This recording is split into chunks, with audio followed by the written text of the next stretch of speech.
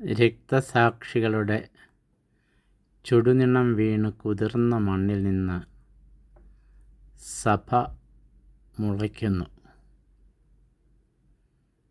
ഗാർഹിക സഭയിൽ നിന്ന് വിശുദ്ധന്മാരും വിശുദ്ധകളും ജനിക്കുന്നു. ഒരു കുടുംബത്തിൽ നിന്ന് ആ കുടുംബവുമായി ബന്ധപ്പെട്ട 5 വൈദികർ ഉള്ളതായി ഓർമ്മയിൽ വരുന്നു. ആ 5 വൈദികരിൽ 3 പേരും ഇന്ന് നമ്മോടൊപ്പമില്ല. അവർ 3 പേർ മരണം വഴി നമ്മിൽ നിന്ന് അകന്നുപോയി. 5 വൈദികരിൽ 3 പേരും തങ്ങളുടെ ഈ ലോക ജീവിതത്തിൽ തങ്ങളെ ഏൽപ്പിച്ച ദൗത്യം പൂർത്തിയാക്കി കടന്നു പോകുമ്പോൾ നമ്മുടെ മനസ്സിൽ വരേണ്ട ഒരു ചിന്ത ഇതാണ്: ആ 3 വൈദികരും വിശുദ്ധരായിരുന്നു. 3 കാലഘട്ടത്തിൻ്റെ പ്രതീകങ്ങളായിരുന്നു അവർ. അവർ 3 പേരുമായി അടുത്ത് ഇടപഴകുവാൻ സാധിച്ചതിൻ്റെ പശ്ചാത്തലത്തിൽ അവരാരും ദൈവദാസന്മാരോ ധന്യരോ വാഴ്ത്തപ്പെട്ടവരോ ആയി ഉയർത്തുന്നതിനുള്ള യാതൊരുവിധ പ്രാഥമിക നടപടികളും ഇതുവരെയും എങ്ങുനിന്നും ഉണ്ടായിട്ടില്ല എങ്കിലും അവരുടെ ജീവിതം വഴി അവരെ കൃത്യമായി മനസ്സിലാക്കിയവർക്ക് പറയുവാനായിട്ട് സാധിക്കും: അവർ 3 വിശുദ്ധരായിരുന്നു, വിശുദ്ധ ജീവിതം നയിച്ചവരായിരുന്നു എന്ന്. ഇന്ന് ഈ വിശുദ്ധരെക്കുറിച്ച് പറയുവാൻ കാരണം, 2ാം ക്രിസ്തു എന്ന് വിളിക്കപ്പെട്ട ഫ്രാൻസിസ് അസീസിയുടെ തിരുനാൾ നാളെ സാർവത്രിക കത്തോലിക്ക സഭ ആഘോഷിക്കുന്നു, ആചരിക്കുന്നു, അനുസ്മരിക്കുന്നു. ഇവിടെ മുമ്പ് സൂചിപ്പിച്ച മരണം വഴി അകന്നുപോയ 3 വൈദികർ, ഒരാൾ റോമിൽ നിറഞ്ഞു നിന്നിരുന്നു, മറ്റൊരാൾ വിദ്യാഭ്യാസ മേഖലകളിൽ സ്കൂൾ മേഖലകളിൽ അധ്വാനത്തിൻ്റെ മേഖലകളിൽ സർവോപരി ജീവിതത്തിൻ്റെ അന്ത്യം വരെയും താനായിരിക്കുന്ന ഭവനത്തിൻ്റെ ആവശ്യങ്ങളിൽ അത് എല്ലാവരും ഒഴിഞ്ഞു മാറാൻ സാധ്യതയുള്ള ജോലികളഖിലം സ്വമനസ്സ സന്തോഷത്തോടെ ചെയ്ത് തൻ്റെ രോഗാവസ്ഥകളെ മുഴുവൻ പൂർണ്ണമായും വിസ്മരിച്ചുകൊണ്ട് കൃത്യമായ ചികിത്സയ്ക്ക് വേണ്ടി പോലും മറ്റുള്ളവർക്ക് യാതൊരു അസൗകര്യവും വരാതെ തൻ്റെ ജീവിതത്തിൻ്റെ പൂർണ്ണതയിലെത്തണമെന്ന വിചാരത്തിൽ ജീവിച്ച് വിശുദ്ധനായിട്ട് ഈ ലോകത്ത് നിന്ന് കടന്നുപോയ വലിയ വ്യക്തിത്വം. ജീവിച്ചിരുന്നപ്പോൾ പല ആർഭാടങ്ങളിലും ആഘോഷങ്ങളിലും താൻ ശ്രദ്ധിക്കപ്പെടേണ്ട പൊതുമേഖലകളിൽ നിന്നൊക്കെ പലപ്പോഴും മാറി നിൽക്കുന്നൊരു പ്രവണത അദ്ദേഹത്തിനുണ്ടായിരുന്നു.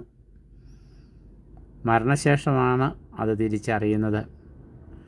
ആരോഗ്യപരമായ ബുദ്ധിമുട്ടുകൾ കൊണ്ടാണ് പലപ്പോഴും അത്തരം ദൂരയാത്രകളും ദീർഘസമയ സാന്നിധ്യങ്ങളിൽ നിന്നൊക്കെ അദ്ദേഹം മാറി നിന്നത്. എങ്കിലും അഭിമാനിക്കാം, കുടുംബത്തിന് അഭിമാനിക്കാം. തങ്ങളുടെ കുടുംബങ്ങളിൽ നിന്ന് 5 വൈദികരുണ്ടാവുകയും അതിൽ 3 പേർ വിശുദ്ധരായി ലോകത്തു നിന്ന് കടന്നുപോയി എന്നതിലും. 3ാമത്തെ വ്യക്തിയെ സംബന്ധിച്ചിടത്തോളം യുവത്വത്തിൻ്റെ പ്രതീകമായിരുന്നു, നിശ്ചയദാർഢ്യത്തിൻ്റെ പ്രതീകമായിരുന്നു. മറ്റുള്ളവരുടെ മുമ്പിൽ അവർ എന്ത് വിചാരിക്കുമെന്ന് വിചാരിച്ചുകൊണ്ട് തൻ്റെ ധർമ്മനിഷ്ഠയിൽ നിന്ന് മാറി നിൽക്കുവാൻ ഒരിക്കലും തയ്യാറാകാതിരുന്ന വ്യക്തിത്വം.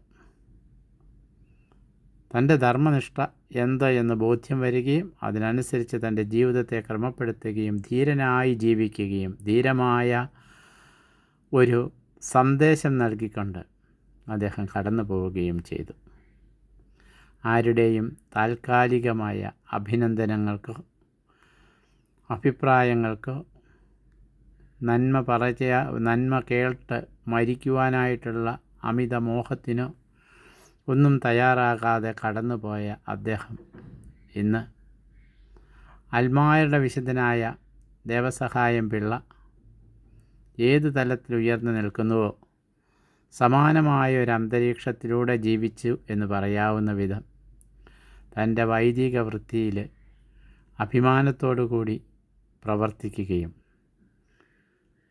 തന്നെ ഏൽപ്പിച്ച ജോലികൾ തനിക്കാവാം വിധം നിർവഹിക്കുകയും യൗവനം മുഴുവൻ കടന്നു പോകാതെ ഏതാണ്ട് ജീവിതത്തിൻ്റെ പാതി വഴിയിൽ വെച്ച് മരണം വഴി, അതും രോഗാവസ്ഥയിൽപ്പെട്ട് ആശുപത്രി ചികിത്സകൾക്കിടയിൽ മരണം വഴി അകന്നു പോവുകയും ചെയ്തു. മരിക്കുന്നതിന് മുൻപ് പ്രത്യേകിച്ചും അദ്ദേഹം ജീവിച്ച അവസാനത്തെ 10 വർഷത്തിനിടയിൽ മറ്റാർക്കും മനസ്സിലാക്കാൻ കഴിയാത്ത വിധം ശുദ്ധമായ ഒരു വ്യക്തിത്വം, ഭംഗിയായ ഒരു ജീവിതം, തൻ്റെ സഹജീവികളോട് ഏറ്റവും നീതിപൂർവമായ പെരുമാറ്റം, എല്ലാറ്റിലുമുപരി ധീരതയുടേതായ ഒരു ജീവിതം. അദ്ദേഹം കേരളത്തിൻ്റെ മണ്ണിൽ അടക്കപ്പെട്ടു. മൂവരും കേരളത്തിൻ്റെ മണ്ണിൽ തന്നെയാണ് അടക്കപ്പെട്ടത് കേരള ഭൂവിഭാഗത്തിൻ്റെ ഭാഗത്തിലാണ് എങ്കിലും എടുക്കപ്പെട്ടത്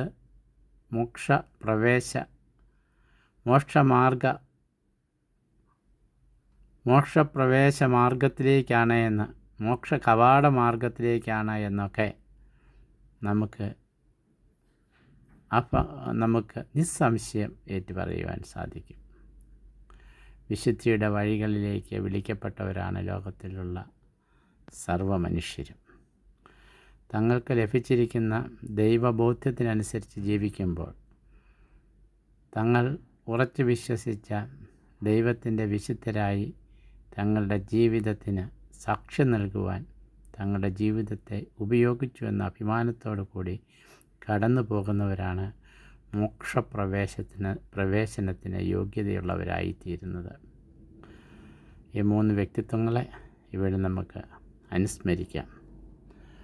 അനേകം ശിഷ്യന്മാർ, യേശുവിൻ്റെ ശിഷ്യന്മാർ, വിശുദ്ധാത്മാക്കൾ, രക്തസാക്ഷികൾ, അവരുടെയൊക്കെയും ജീവിതത്തോട് ഒപ്പം നാളെ പരിസ്ഥിതിയുടെ മഹാപ്രവാചകനും അതിൻ്റെ പ്രയോക്താവുമായി ലോകം മുഴുവൻ ശ്രദ്ധിക്കപ്പെട്ട വിശുദ്ധ ഫ്രാൻസിസ് അസീസിയുടെ തിരുനാളിനു വേണ്ടി നമുക്ക് ഒരുങ്ങാം. സർവ്വവിശുദ്ധരെയും മനസ്സിൽ സൂക്ഷിച്ചുകൊണ്ട് ജപമാല മാസത്തിൽ പരിശുദ്ധ ജപമാലയുടെ 10 ദിവസത്തെ തുടർച്ചയായ പ്രാർത്ഥനകളിൽ നമ്മുടെ ഇടവകകളിൽ സജീവമായിരുന്ന മരിയഭക്തി നമ്മുടെ ഓരോ കൊച്ചു കപ്പേളകളിലും കുരിശടികളിലും ചെറിയ സമൂഹങ്ങളായി ഒന്നിച്ചുകൂടി ജപമാല ചൊല്ലി ദേശത്തിനും രാജ്യത്തിനും ലോകത്തിനും സർവോപരി യുദ്ധങ്ങൾക്കും രോഗങ്ങൾക്കും എതിരെ വിമല ഹൃദയത്തിൻ്റെ നാമത്തിൽ പരിശുദ്ധ ജപമാലയുടെ വലിയ സാക്ഷ്യമായി തീരുവാൻ ദൈവം നമ്മെ ക്ഷണിക്കുന്നു. ഒക്ടോബർ മാസത്തിൻ്റെ മഹത്വം ജപമാല മാസമാണ്.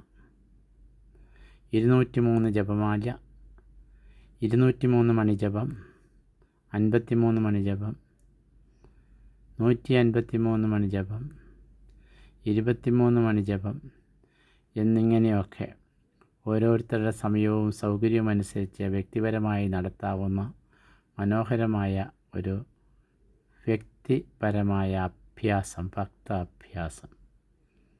അവ സമൂഹമായും തനിച്ചും രഹസ്യമായും പരസ്യമായും ചൊല്ലി വിശുദ്ധ സുവിശേഷ രഹസ്യങ്ങളെ ധ്യാനിക്കുവാൻ, ചിന്തിക്കുവാൻ, നമ്മുടെ ജീവിതത്തെ വിലയിരുത്തുവാൻ ഒക്കെയായി നമുക്ക് ലഭിച്ചിരിക്കുന്ന മനോഹരമായൊരു മാസം ജപമാല മാസം.